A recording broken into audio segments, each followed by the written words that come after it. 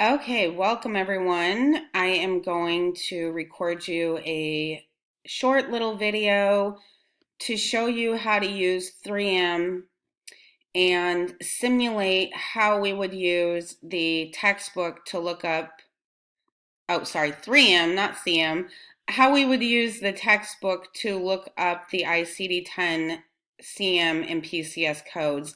I would prefer that you do not use the PDF files provided.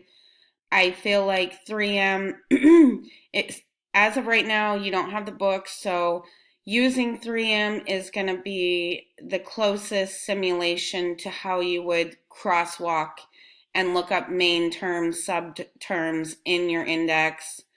And also under 3M for PCS coding, it most closely simulates how you would build your table in the PCS coding system. Okay, so I'm sharing my screen right now. I'm already in 3M, but I'm gonna go ahead and log in again or type in the web address just so you can see the process it goes through. You won't be able to see me sign in because I have a password enabler, and so it automatically just signs in once I hit 3M. So I hit 3m.ahima.org, and if you haven't signed in yet or you don't have it set up like me, it would pop up and have a screen. You have to enter the password before it will pop up with this screen shown. If it does not pop up and you are seeing this PowerPoint looking thing, that means you need to allow pop-ups to get this to come up and move to the next screen. Every time you open something into 3M, it creates a pop-up, which to me is not that user-friendly, but it is what it is. So by the end of it, you'll have 3 screens open, but once you open your 3rd screen, you could close this screen if you want to. So you see here, there's this box in the middle. This is what we would use if we were doing a crosswalk. And most of the tutorials out there are going to show you how to do the crosswalk. But I don't want people using this right now. I want you to use the logical breakdown that we would normally use if we were coding from the book. So don't even mess with this gray box right here. Also, real quick before we get into the coding, I want to show you this little stack of books right here. Whenever we do our 3M scavenger hunts, click on that, and that's our references. So if you're wanting to brush up on your medical terms or anatomy and physiology or read your coding guidelines, this is all here for you. And you can also access the code book from here as well under this integrated code book ICD-10 CM.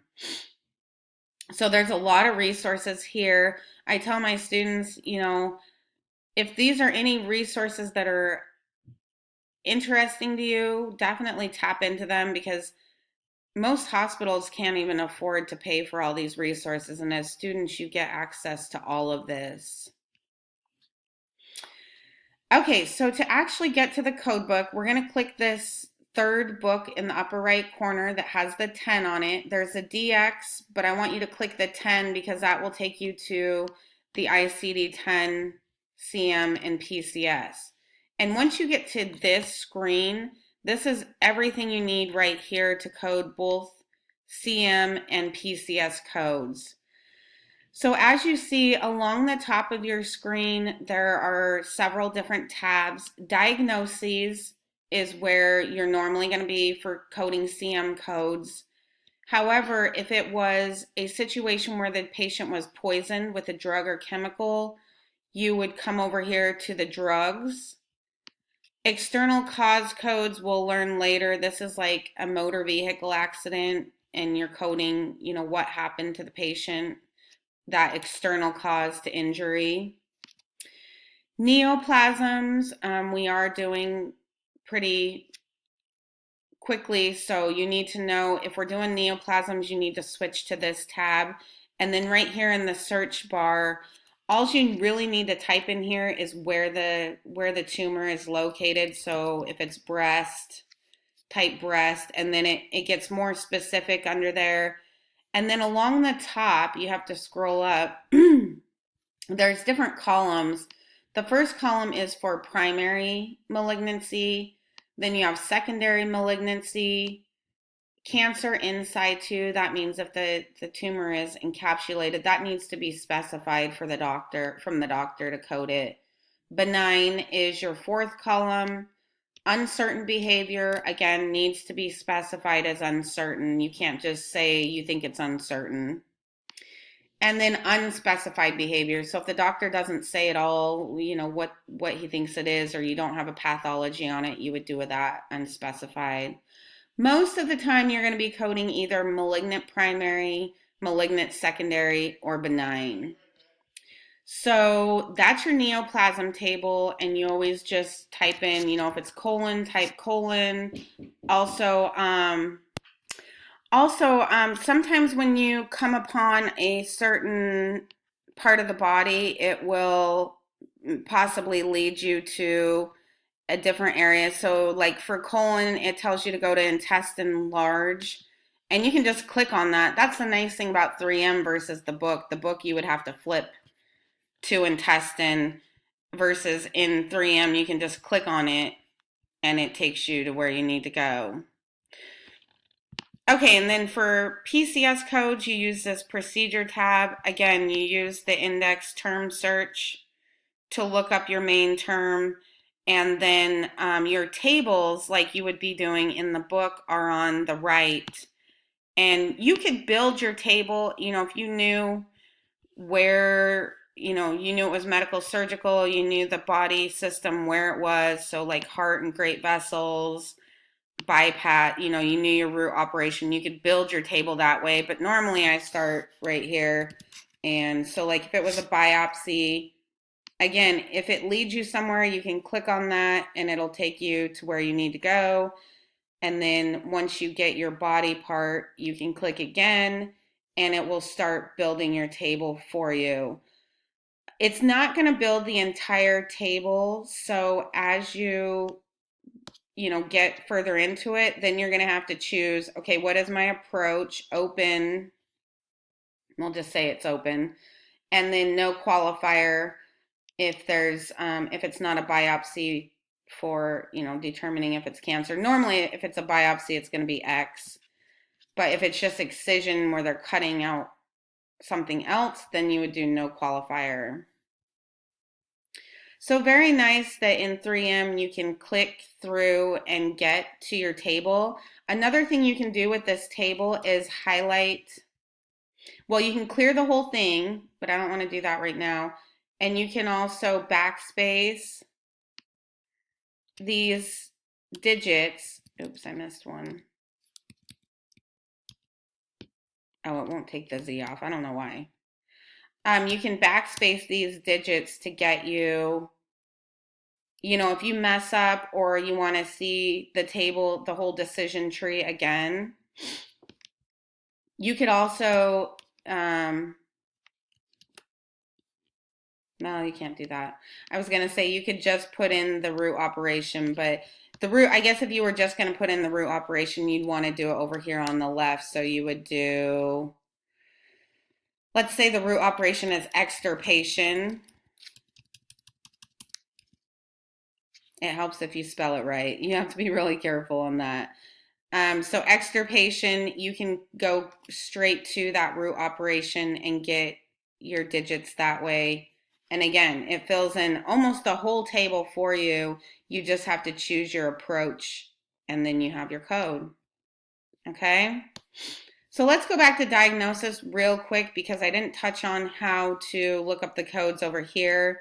I wanted to go through the tabs first. The biggest thing when you're doing CM, make sure you're here. When you're in PCS, you got to switch over here.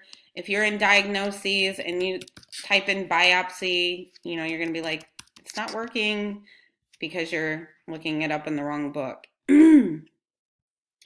Okay, so diagnosis coding, you need to go pretty much, you have to do it like you would do in the book here.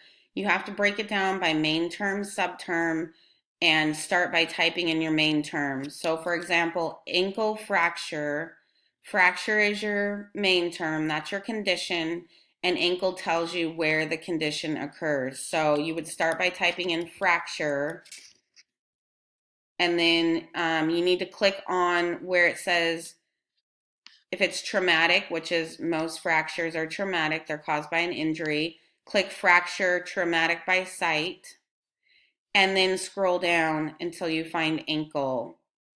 Now, the big thing here in diagnosis coding is that once you get to this code, you need to click on that and finish your code. So see how it's red? That means it's not complete. It needs another digit. So normally, if you scroll up, you'll find your table like this that tells you the seventh character, which I know this because I've been coding forever, and that's why I'm showing you guys. But unfortunately, that's the one thing that I don't like about 3M. If you were in the book, this table would be more visual, more easier to see than what it is on here because it'd be right there on the page. Versus 3M, you kind of have to scroll up and down to see what all's there. But just know if your code is red, that is not a complete code, and you need to be looking for a box or a note under the code saying, oh, or you can just, oh, okay, here's an easier way I just found. You can actually click on that and it will bring up your final code. So like for this one, A means it's initial encounter, B is, specifies it further. D is subsequent encounter. That's if they're coming back after it's been healed. Normally out of these, we're not doing injuries right now, but when we do, normally the main ones we do are A, D, or S. And S means if it's like an old injury.